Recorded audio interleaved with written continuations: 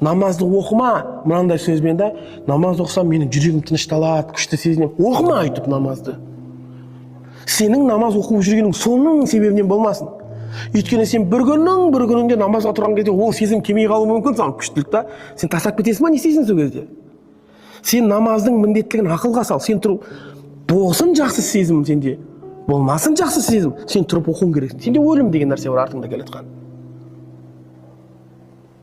Ислам сезімге салынбайды. Сезімнің өзінің рөлі бар, конечно.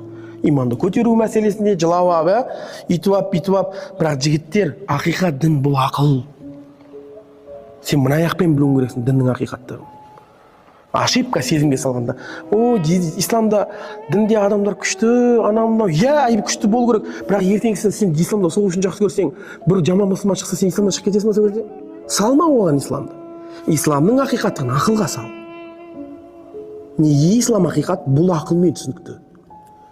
Сезіммен емес.